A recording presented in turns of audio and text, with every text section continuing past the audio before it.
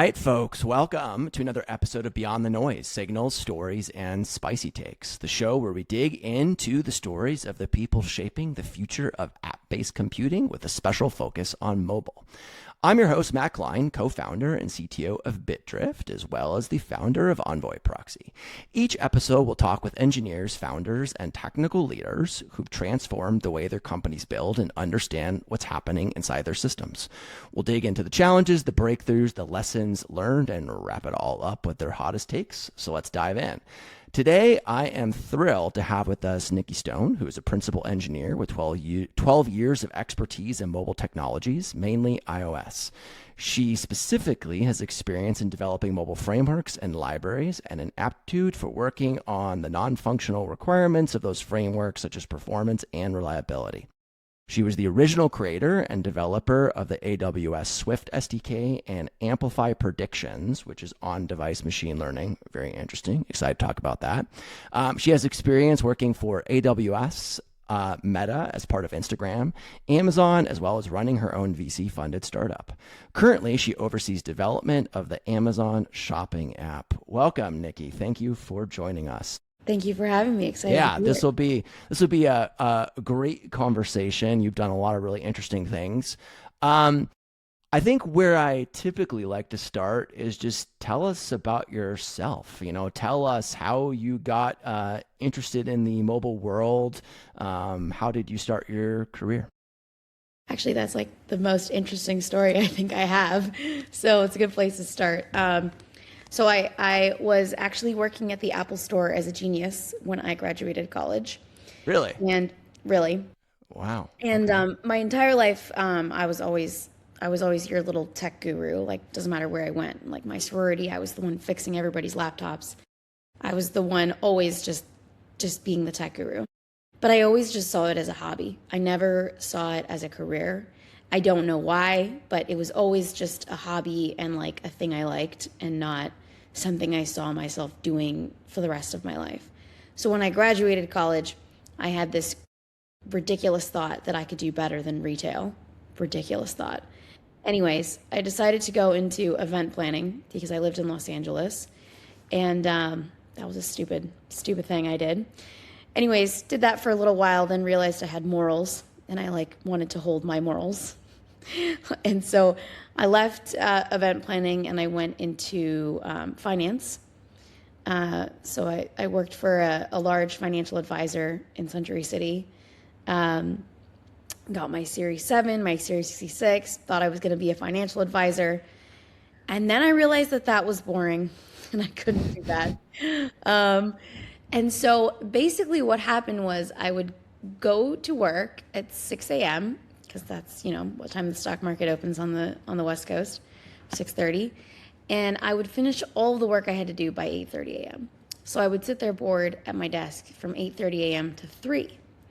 And I was like, oh my God, this. I mean, that also seems like the people that employed you did not have good time management skills. I just was really efficient. Yeah, I bet. There just Okay. wasn't All enough right. to do. Yeah. He was a very large financial advisor. He managed accounts for a ton of celebrities in Los Angeles. So it's not like he didn't have enough to do. It's just that I was efficient and I would just get it all done in 2 hours and I would be bored. So I was sitting there day after day and I was like, this cannot be the rest of my working career. Like, I will not make it to age 60 if this is it. I would text my mom 100 times before 10 a.m. She'd be like, you need a life.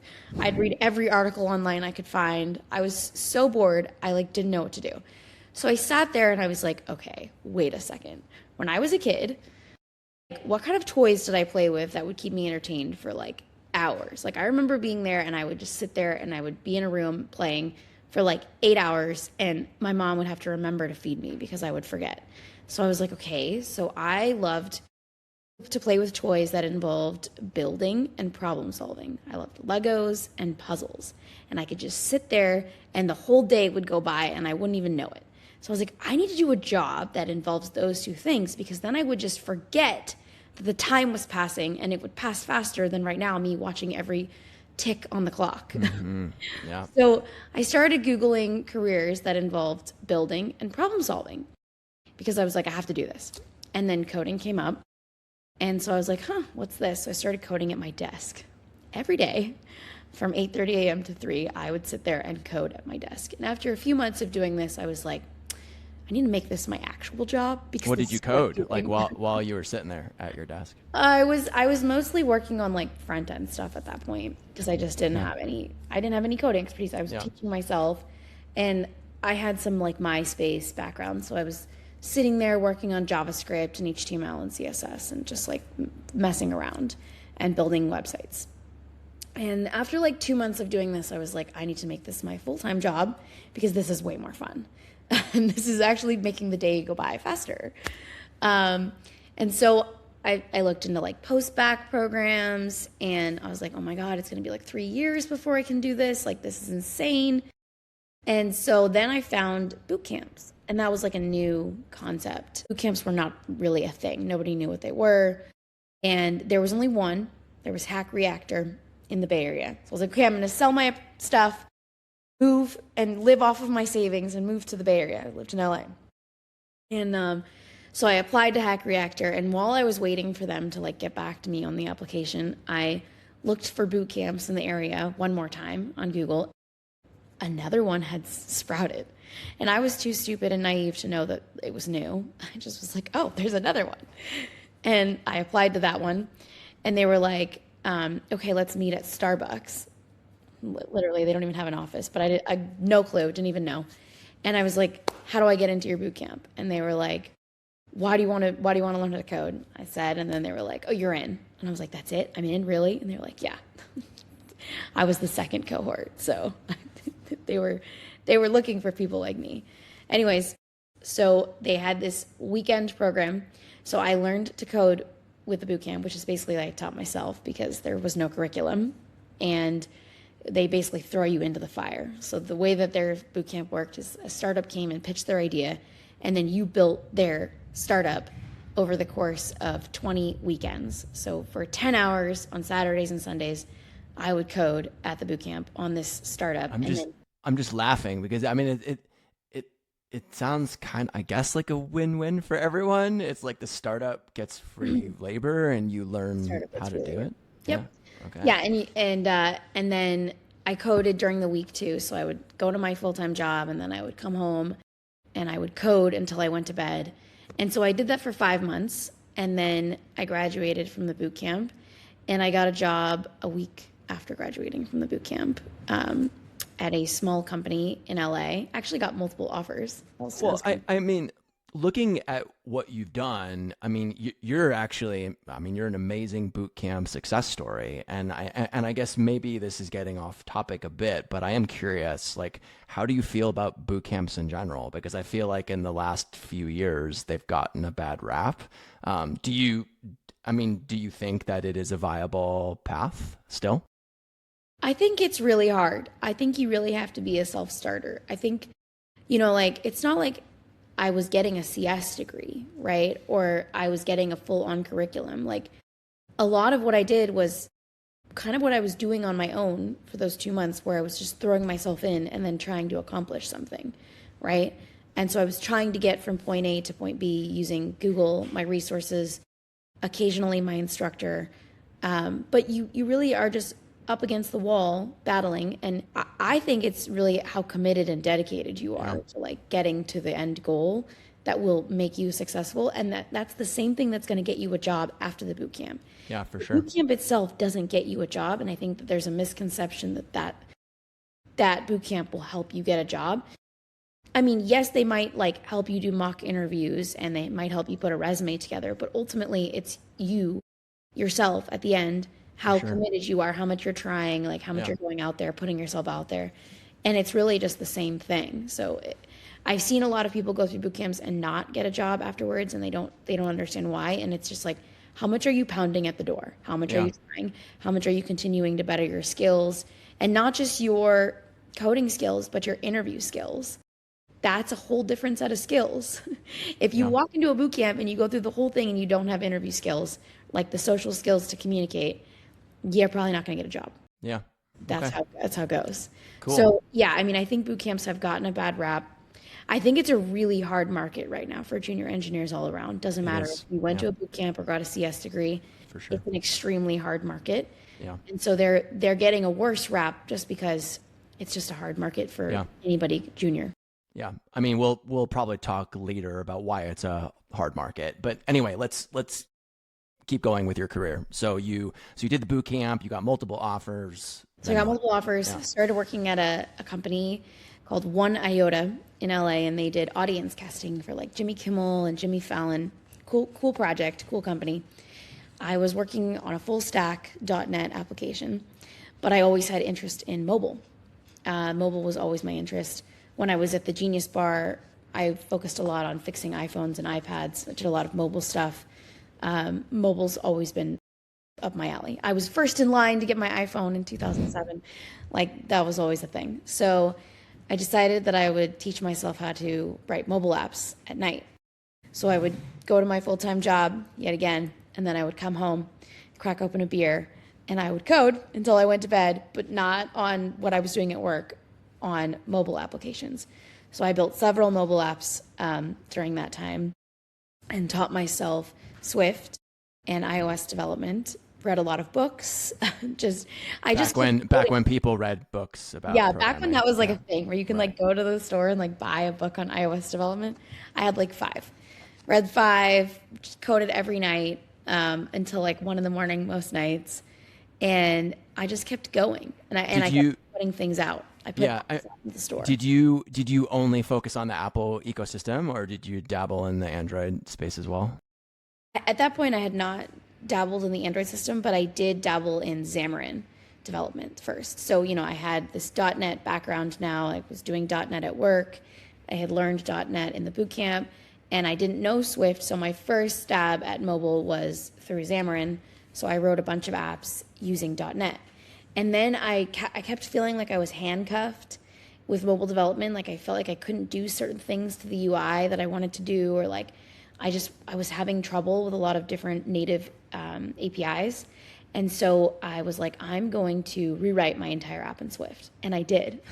I rewrote an entire app I wrote in Swift in 2 days, which was crazy. Looking back now, like if I had Gen AI, oh my God, I could have done that in an hour, but it doesn't matter.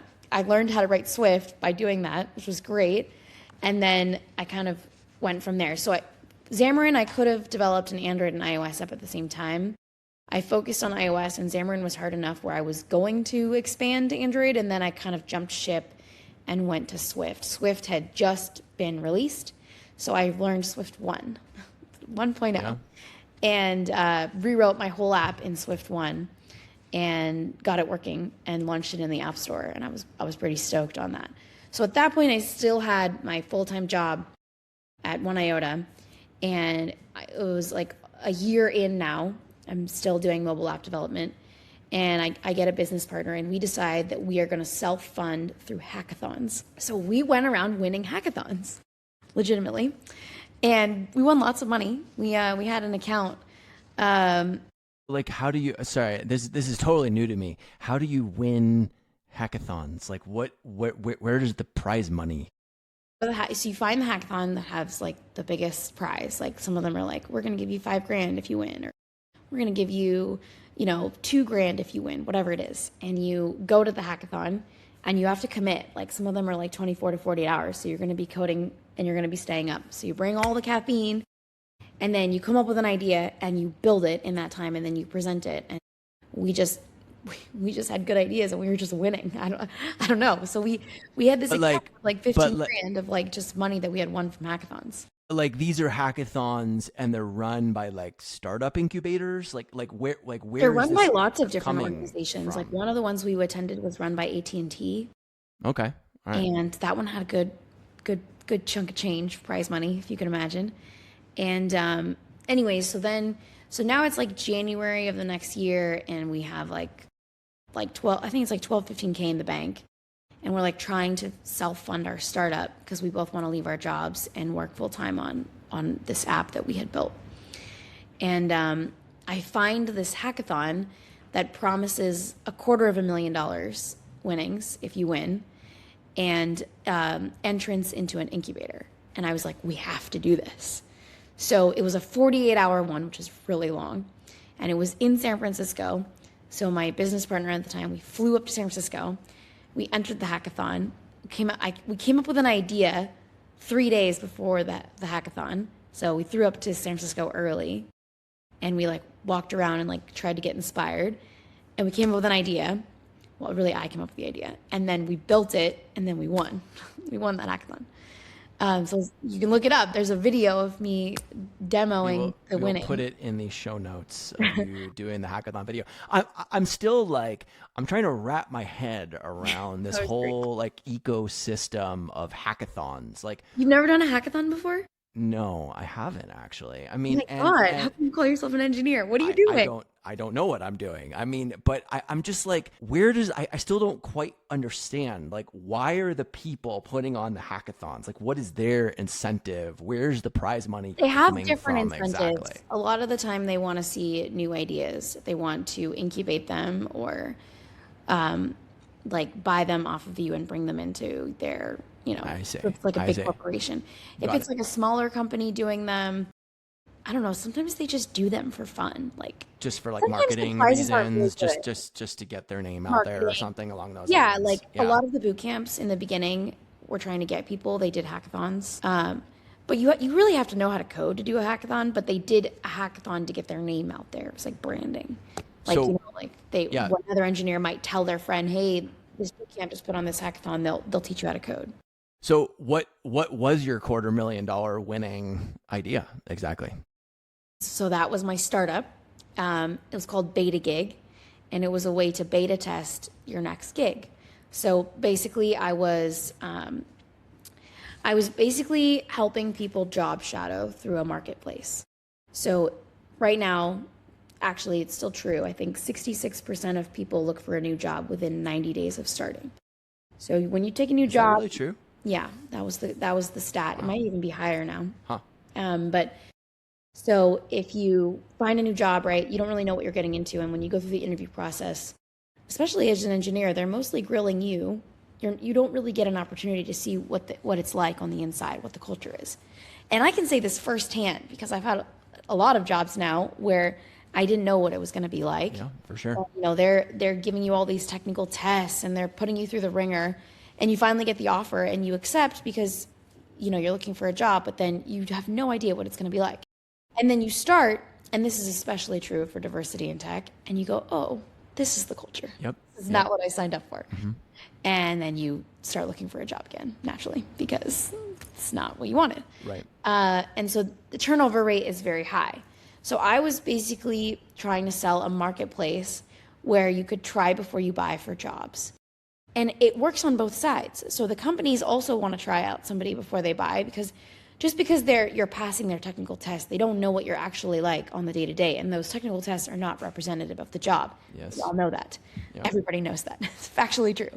So, they don't know what working with you is going to be like, and you don't know what working with them is going to be like. So I kind of just had this job trial, that I inserted either before or after their interview process, whatever a company wanted to do.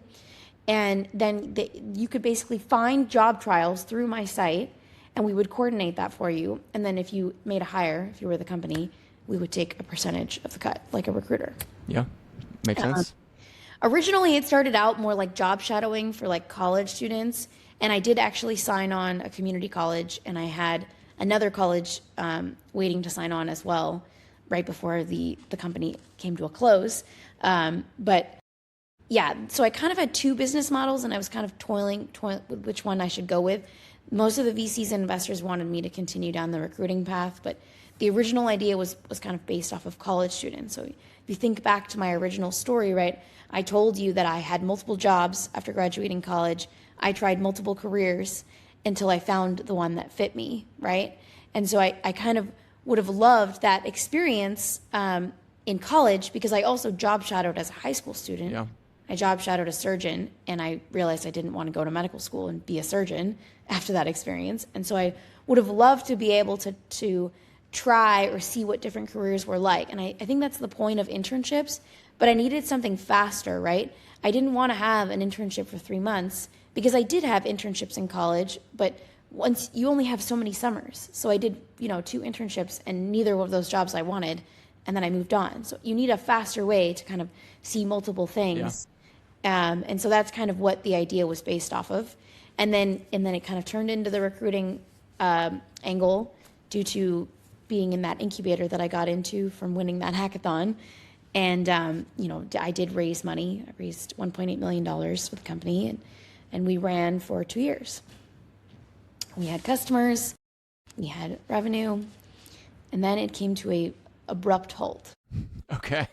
Anything you want to share about that? It was a very complicated ending. Unfortunately, I had a co-founder that just didn't have an interest in continuing on. And so that was ultimately a large part of the close. But it was fine. I had advisors at a lot of the big tech companies, and one of them was a VP at AWS. And so the second things came to a close, she was like, come work for me at AWS. Yeah, I was just going to say really briefly that I had a short stint in starting a company when I was around 25. And I think that especially when we're young, we don't understand how much your co-founders and the people really end up mattering. I mean, it's like True. it is a huge thing. And for what it's worth, when people ask me for advice, even though I don't know that I have great advice to give, I would say know your co-founders very well and also know their motivations, because it is a long process, and if the motivations are not shared, I think it's going to be a very difficult one. I agree with that advice. I also would say, to double down on that, if it's your idea, don't give away half your equity. Sure. All right. Give the power stick, and Yes. then you don't have it. Yeah. Nobody's ever going to be as passionate about the idea as you are also. Yeah. You should never give away all your equity. For sure. All right. Well, then let's talk about the AWS era. So I went over to AWS very quickly, actually. Since the whole thing was unexpected, wasn't expecting the company to come to a halt the way that it did. I had to quickly jump ship back out of CEO mode into, back to engineering. Yep. So I kind of had to brush up on everything. But I went back into advocacy. So I did developer advocacy my first year back in engineering at AWS. And they really needed .NET developer advocacy. So I kind of went back into my .NET roots.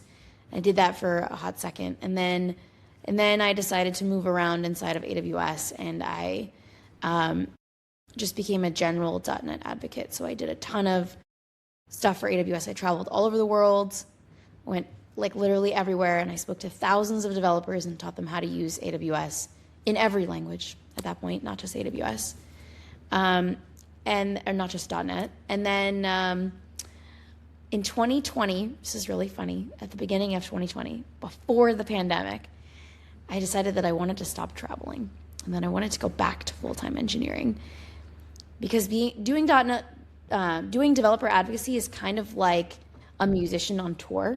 At some point, you want to get back in the recording studio and make music again.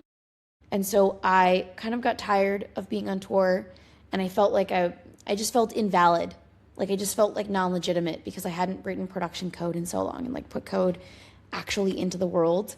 And so I kind of just felt like what I was saying and to developers at that point, because I was talking to thousands of them every day, was just not legitimate anymore, because I didn't know what it was like to put code into production, and I could no longer empathize. And so I needed to get back into the recording studio. So I decided to go back to full-time engineering. Sorry, quick question. Do you think the same thing applies to, I would say, senior engineers or senior engineering leadership? Do you think that people eventually lose their credibility, their ability to, I don't know, talk with more, I don't want to say low level, but more on the frontline engineers? If you yourself haven't pushed code in a while. Well, if you're a senior engineer and you're working with engineers and you're around production code, and you're kind of around the problem space more, and at least talking and in communication with the frontline engineers, it's hard to lose it. if you can imagine as a developer advocate, I'm a silo. I don't have a team. Right. I'm Yep. not working with somebody. I would take a lot of feedback from customers, from developers that I would talk to, and I would go back to the teams at AWS and try to distribute that feedback. And it would fall on deaf ears. So I'm like either missing something here, or I'm not communicating it effectively, or I just no longer have credibility to where they don't care what I'm saying. Right. And so I had a lot of trouble because I felt like I was like, I'm not getting through, and also I'm making demo code. Like my GitHub is full of demo code. Does my demo code even work? Would you put this in production? I don't even know because I haven't done it in so long. Right. Yep. And I'm not around a team of engineers that are actively doing it. I'm not looking at their code. I'm not reviewing their code. Yeah. Right. So it's Makes different. sense. I don't think that it's the same as being a senior engineer that maybe hasn't pushed code in a while. Makes sense. But I'm never that senior engineer, just so you know. I always have my hands dirty in the code. Well, we'll get there. Sorry. So you decided to stop being a developer advocate, and then. So I went back to full-time engineering January 2020, which was very lucky because the pandemic hit. And if I had kept my job, I'd no longer be traveling. Who knows if I'd even have that job. Right. Yeah. So I went back to full-time engineering and I built Amplify Predictions. So I joined the mobile team at AWS, worked on mobile frameworks, and then I pitched the AWS Swift SDK and started building that shortly into 2020. It was like March. And then I built that for 2 years and then jumped ship to Instagram. I jumped ship to Instagram for a very specific reason, which I'm happy to go into detail for you. Well, I mean, I guess before we go into that, I am actually really interested in the on-device models. I mean, mostly because in some sense, I think in the time era that you're talking about, I mean, it's like, it wasn't even that long ago, but, like none of the Gen AI stuff really existed then, right? Mm-hmm. Yeah. And I find the whole space to be really interesting because at least, from my perspective, and I'm not an expert in this space, I do feel like that over time, the models are going to start getting pushed out further and further and further. And I mean, I think it's already happening. I think like Apple is shipping their own Apple Intelligence on the phone and those kinds of things. So I'm just... They are, and they're basing it on Gemini now. Right. Separate topic. But I think my question more is, I mean, maybe, drawing on your experience from what you worked on then, and then maybe like now we're going like way fast forward into, all of the AI space. How do you view the evolution of like the models being these huge things that are going to run in some data center somewhere, versus stuff that runs on the phone? Because at least for me, it seems like from a privacy perspective, a cost perspective, there's so many reasons why if you can push some of that processing out to the phones, honestly, in the same way that we're doing at Bitrip of pushing some of that out to the phones, it just seems like a better approach. So anyway, just like based on your background, would love to learn more about that. I did something cool with Amplify Predictions. At that time, I would say, which I know is not that long ago, but it seems like it's forever ago. It is a long, yeah, sure. There was a lot of pushback on using the on-device models at that time because Interesting. Why? People thought that it would just burn up the battery of the phones. That they felt like their binary size increased if they shipped it with an on-device model. There was a lot of like concerns about using on-device models. There was also concern about like the processing speed of the GPUs on device. Like, are they going to be fast enough to handle I want, insights now. And so what I did was I actually unioned the APIs on device with the APIs on AWS. So AWS had these offerings at the time, which were really popular. And they were like Poly and they were basically specific APIs and very easy to use of pre-trained models where you could give it some data and get something back. So like if you gave it an image, you could get labels of things. Right. Okay. Right. And if you gave it, a transcript, it could transcribe something for you. Or, it was very specific APIs where you could get things back. This is like the precursor to what they have in Bedrock now, which is a more like a more general purpose. I think he wouldn't even use these thing. anymore. I think he would just use Gen AI. Right. Okay. All right. Right. Got it. But they were like very specific. So there was like transcription, object detection.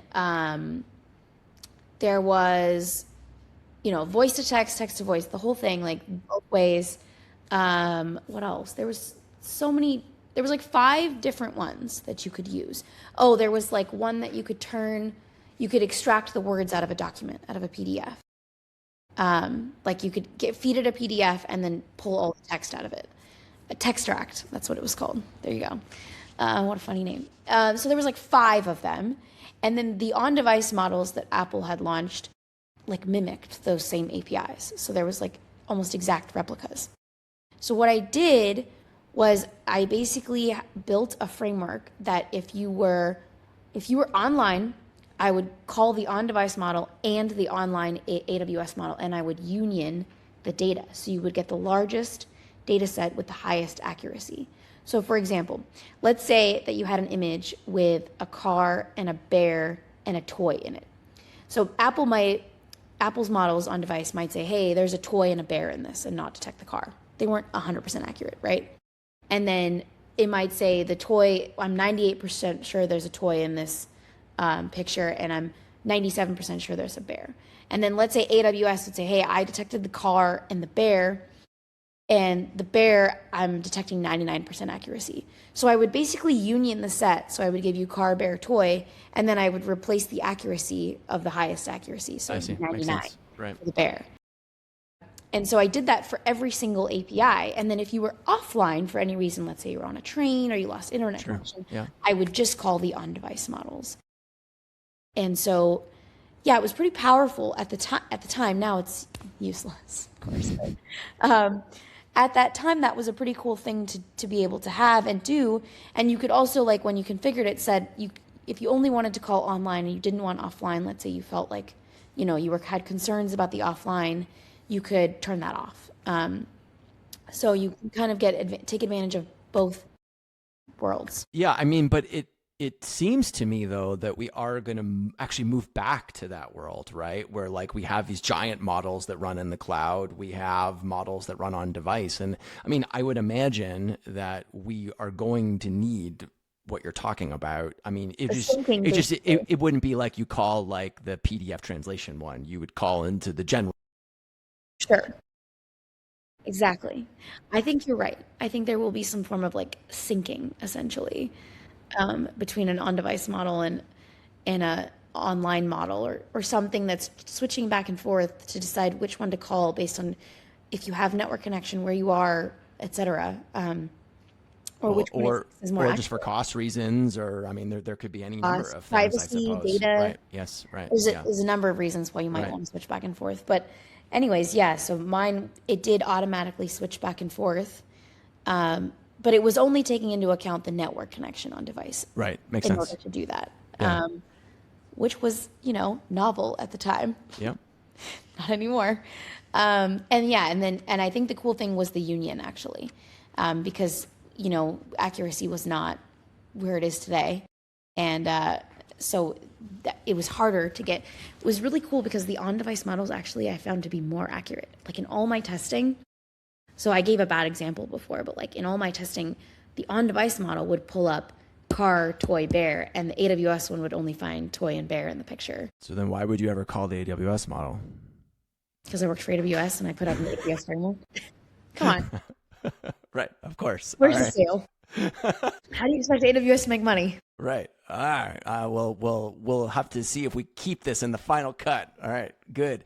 Anyways, you know why. Yes. Dollar signs. Yeah. Well, no, I mean, it's more that you would think, at least theoretically, that the giant cloud models would be better at certain things like we're talking about, right? So they were better at like PDF extraction. Right. Like, sometimes they were better, but like, I feel like the models that I wanted to use on device when I would like come up with something to build to test the framework that I wrote, right? Like you have to come up with something.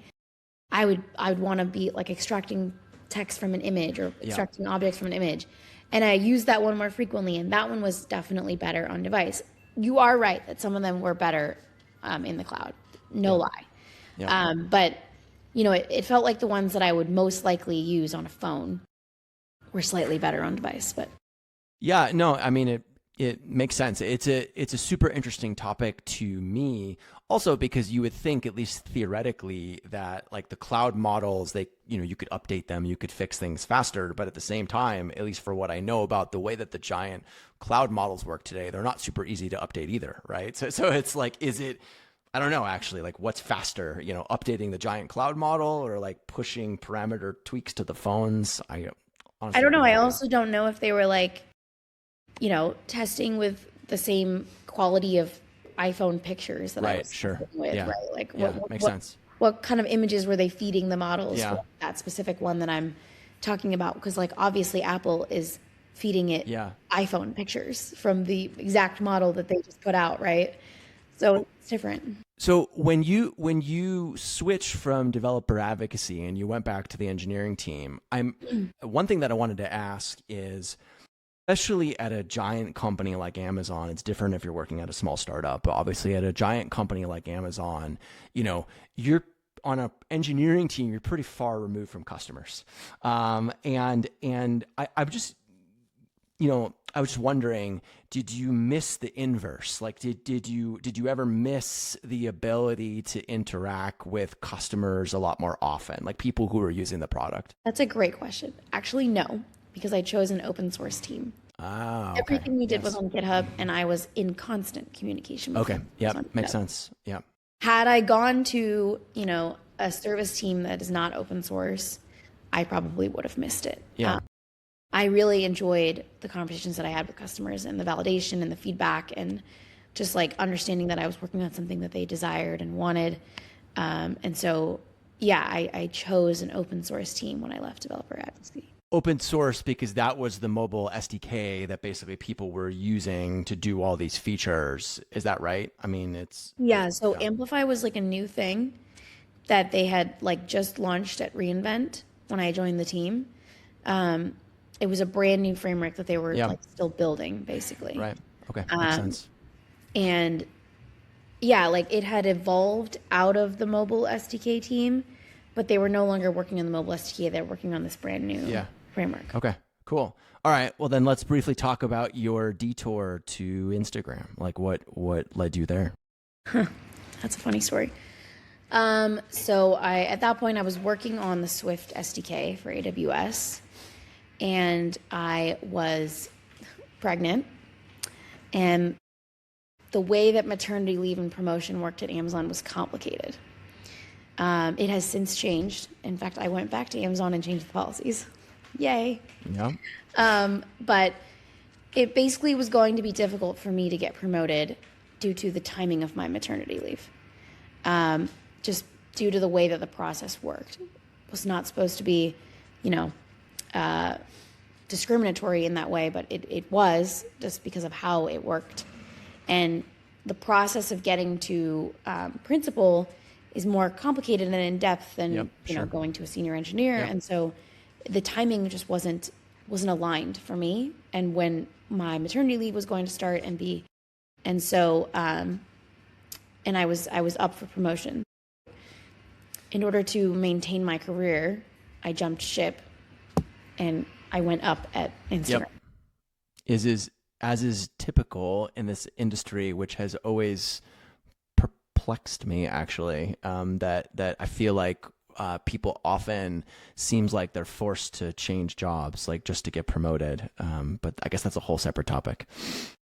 Had I stayed, who knows? Like probably Yeah. would have gone through, but Right. I couldn't stay because I wouldn't be there for the timing of the things Right. that had to happen. Yep. Sure. And most of the people that I talked to, like most of my mentors, were like, if you come back from maternity leave, it will set you back 18 months, probably. Right. Which seems very unfortunate. It was very unfortunate. So I jumped ship, but it was fine because Instagram gave me 6 months of maternity leave and Amazon was only going to give me 4. It was my Yeah. first kid. So What did you do when you were at Instagram? I worked on the frameworks underneath Instagram Reels. So all the ones that make Reels, like when you're editing a Reel, all the production frameworks underneath that. Yeah. What was your experience like? Because obviously you had done your startup and then you'd work for Amazon more on the service side of things. Obviously, once you go to Instagram, that's totally different. I mean, you're working on a giant consumer app. And, I'm sure that will feed back into what you're doing now. But I mean, it must have been a huge difference, obviously, to go from like more of an infrastructure role to working on like a giant product. Well, I mean, because I had been working on mobile frameworks for a while at that point, I was still working on mobile frameworks, but it was in the context of an app. So it wasn't that different in that sense, but it was very different in the way that like how Instagram does things, how they operate, how their politics work, their culture. That was culture shock, 100% of it, and I didn't like it. Actually, I did not enjoy working at Instagram. I mean, I don't want to pry, but like, is there anything that you can share a bit more just so that people understand? I mean, because like I feel like companies where obviously I'm have really very different cultures, yeah, right? I think it really boils down to like what I'm really good at and where I'm really strong is not something that company values. So, you talked about in the beginning, you mentioned in my bio, like I really love the non-functional requirements. I really enjoy improving performance. I really enjoy, making things durable and reliable and just the things that maybe are not fun. They're not like the fun, cool features that you build, right? Like I really take enjoyment in the non-functional requirements of building something. And that's just not something that Instagram or Meta as a whole values. They really are interested in the cool new features that customers see, and they don't necessarily care about the quality of the code servicing that feature as long as it's functioning. Yeah. I mean, I find that surprising. Obviously, I don't know. I mean, I haven't worked there, but I mean, you would think that for those apps that operate at such massive scale that they would have to care, but I guess You would not. think, and that's probably the most frustrating thing, what you just Right. said. You Okay. have billions of customers and you don't care. Right. I just want to be a customer of Instagram. I no longer want to look under the hood because Yeah, right. it's pretty scary if you look under the hood. Makes sense. You think you've seen bad code, but you haven't. Right. Let me just tell you. Okay. Well, You maybe, haven't until you open a file that's 50,000 lines of code long and the same function is repeated 25 times with a slightly different name. Then you've seen bad code. you've just described all of the code that's being generated right now in the year of 2026. Not where I'm sitting. That is not code going into my code base. I was talking about you. I was talking about the LLMs that are just like repeating code over and over and over again and all of those things. Okay. Yeah, it's as if Gen get AI there. wrote it, Right. except it's Not. people, Yeah. Okay. individuals. It's just also like a culture that's like, it's a performance-based culture. It's every man for themselves. And it's not a collaborative, I would say, culture where you're working as a team towards a common goal. And yeah, I don't feel like the stuff that I'm really good at is valued there. And maybe I was on the wrong team, maybe I was in the wrong part of the company, but I don't think generally the culture that I gathered, there's maybe a small, tiny sect of the company that is working on the stuff that I care about, Yeah. and I would have had to find it, and it's probably impossible to find. No, I mean, I can totally buy it. I mean, I think what a lot of people on the outside of tech don't really understand is they see all of the fancy tech workers working at these big companies and they think like, how different could these companies really be? But I mean, all these mega companies, they do have very, very, very different cultures. I mean, You know what? very You know what's funny? different companies. I think it's really easy to see that Meta has gone that direction because if you just think for 2 seconds, Mark Zuckerberg, he's an engineer, right? He started his company when he was a junior engineer. He never became a senior engineer before starting his company. And when you become a senior engineer, that's when you start to take note of the non-functional requirements and you start to care about them more. Maybe you're not a junkie like me, but that's when you start to give a crap about performance and the quality of the code that you're writing, and there's more meaning to it than a junior engineer who just wants to get things functional. Yep. So he started his company as a junior engineer, and his culture was formed out of it. So it's kind of like just a massive startup of a junior engineer, and that is still the culture today. Like, I know he doesn't want to move fast and break things anymore, but that's still how it functions. Yeah, I mean, but with that said, I mean, all of the megacorps, whether it's Apple or Amazon or Google, I mean, they all have their own cultural quirks, right? I mean, it's Yes, like it's not like any of these big companies are immune to having their own things, totally. right? I Um, think I really yeah, enjoy at Amazon the LPs. They really make the culture more of a culture instead of like, I don't know, a video game. yep, yeah, for sure. So you obviously left Meta Instagram and you came back, but you did not go back to AWS. So how did I that did not go happen? back to AWS. Yeah. So when I was working on the Swift SDK, um, I had friends in other parts of the company, and McLaren was a good friend of mine, and I actually got him to review my code a bunch of times because I was working on like Swift and C code, and nobody in the entire company had any expertise in how to review that code except for him. He's the only one I found. So I got him to review a lot of my code and work with me a lot actually on the Swift SDK. And then I helped him set up a contact with Apple. Anyways, we became friends, did a lot of things for each other.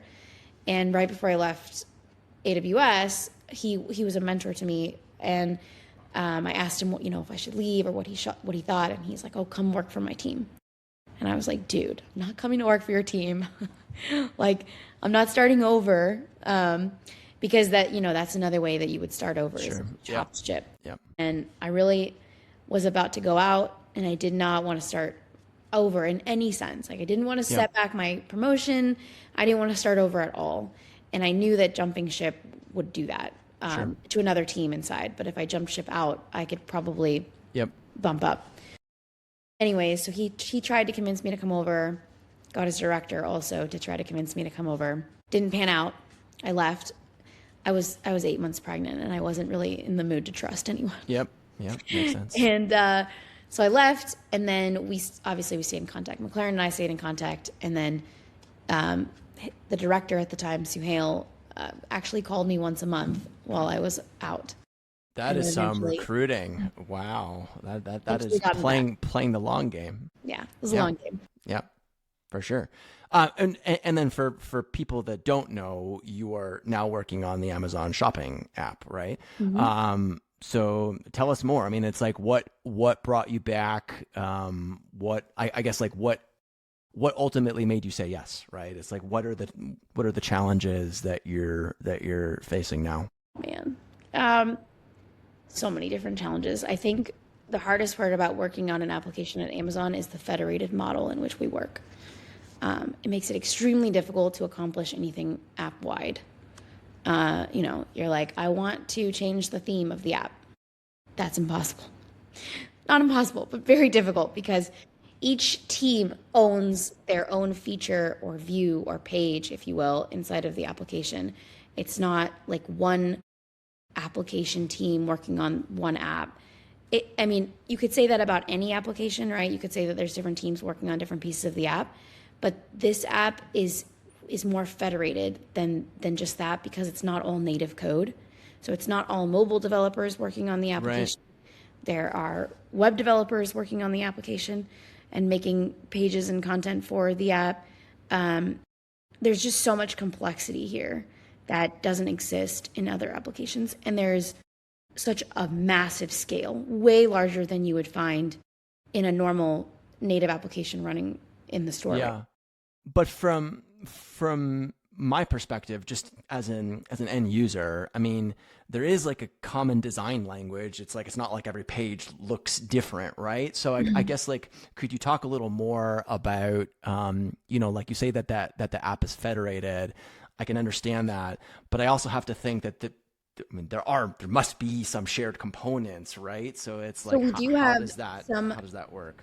we do have some foundational libraries, and that is actually the team that I work on, that I work Yeah. closest with. Right.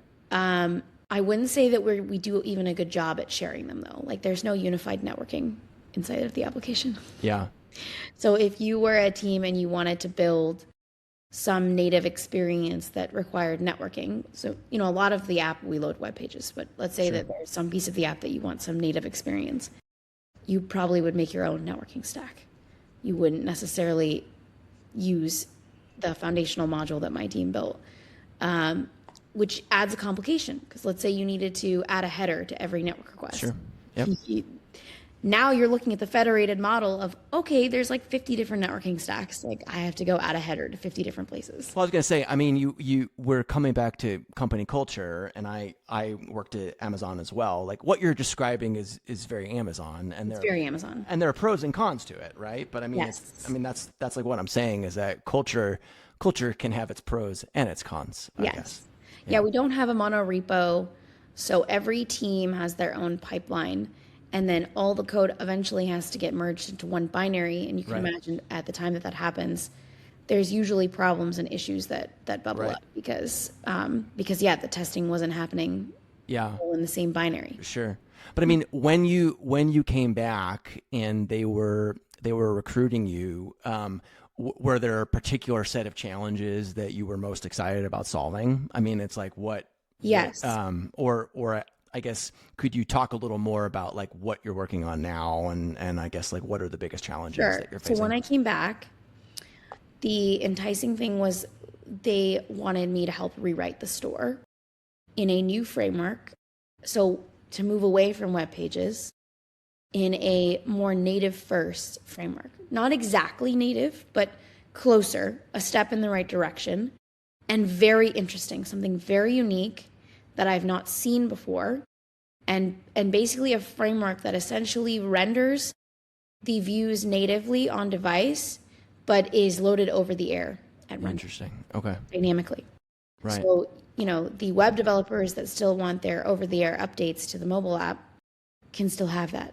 They don't lose out on that.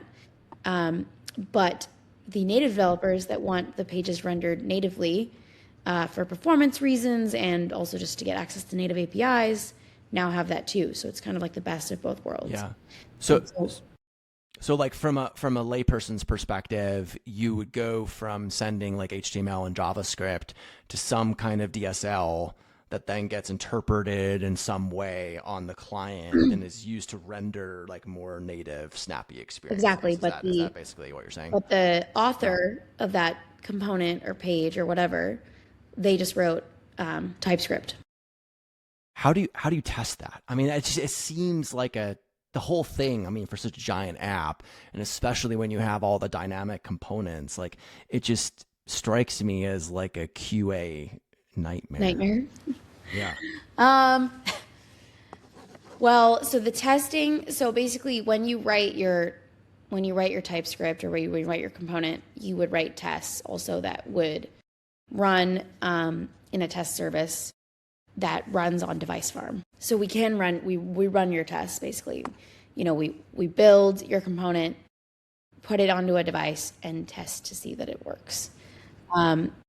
It's a massive testing service that is now actually powered by Gen AI, actually. So you could write tests like, go to the search bar, type in teddy bear, click on the first one. Oh, so it can go in and it can like do actual UI interactions to go through and correct, like do different things. Oh, wow, that's like super cool. Wow. I wouldn't say that we've mastered it.